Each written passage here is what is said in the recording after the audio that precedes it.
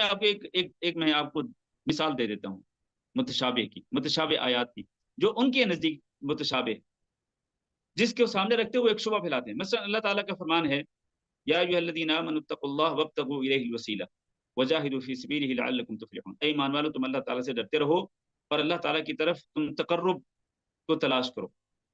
وابتغوا الیہ الوسیلہ، الوسیلہ کا معنی ہے تقرب حاصل کرنا، اللہ کے تقرب کو، اللہ کے قرب کو تلاش کرو.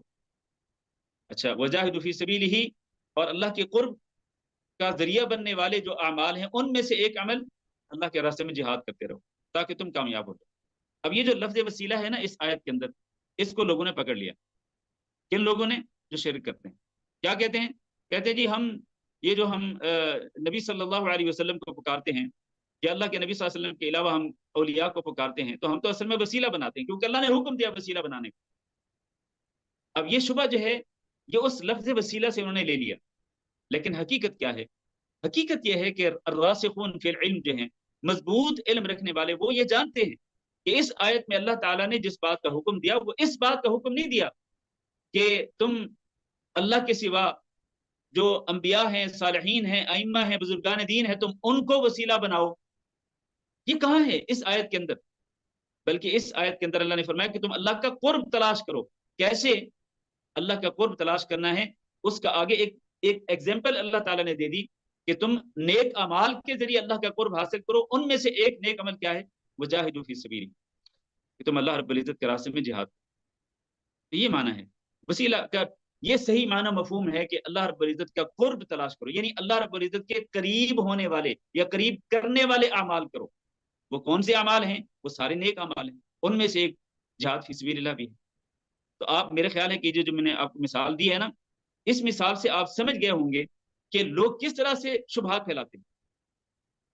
اب وہ جو اذان کے بعد جو دعا ہے اللہم رب هذه الدعوة التامة والصلاة القائمة آت محمدا الوسیلہ والفضیلہ، اس وسیلہ کے لفظ کو پکڑ لیا لوگوں نے. کہتے دیکھیں جی یہ دعا کے اندر وسیلے کا ذکر ہے تو کیوں نہ ہم وسیلہ بنائیں نبی صلی اللہ علیہ وسلم کی ذات گرامی کو، اور اسی طرح اولیاء اللہ کو، بزرگان دین کو ہم کیوں نہ وسیلہ بنائیں. تو اللہ کے بندو کاش کہ سمجھ لیا ہوتا کہ اس دعا میں وسیلہ کا مطلب کیا ہے، اور اس وسیلے کی وضاحت خود نبی صلی اللہ علیہ وسلم نے ایک حدیث کے اندر کی ہوئی ہے. وہ کیسے ہے؟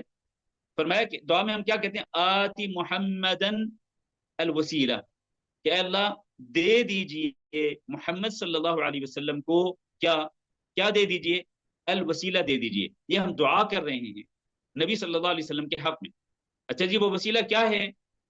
خود صحابہ کرام نے پوچھا نبی صلی اللہ علیہ وسلم سے کہ وہ وسیلہ کیا ہے، تو آپ نے فرمایا کہ وہ جنت کا اعلیٰ درجہ ہے جس میں ایک ہی بندہ جا سکتا ہے، اور مجھے اللہ تعالیٰ سے امید ہے کہ وہ میں ہوں.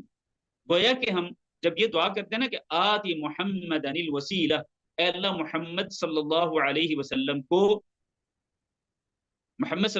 وسلم کو وسیلہ دے دیجئے، تو گویا کہ ہم یہ دعا کر رہے ہیں پیارے نبی جناب محمد صلی اللہ علیہ وسلم کے لیے کہ اے اللہ ہمارے نبی جناب محمد صلی اللہ علیہ وسلم کو جنت کا سب سے اعلیٰ درجہ عطا فرما دیجئے. اب اس میں کہاں ہے وہ وسیلہ جو یہ لوگ بناتے ہیں؟ بتائیے مجھے، اس دعا میں وہ کہاں ہے وسیلہ؟ جناب نبی کریم صلی اللہ علیہ وسلم کی ذات کا وسیلہ بنانا اور کہنا جی کہ نبی صلی اللہ علیہ وسلم کے صدقے ہماری دعا کو قبول کر، نبی صلی اللہ علیہ وسلم کی وسیلے سے ہماری دعا کو قبول کر. او بھائی یہ وسیلہ کہاں سے آیا؟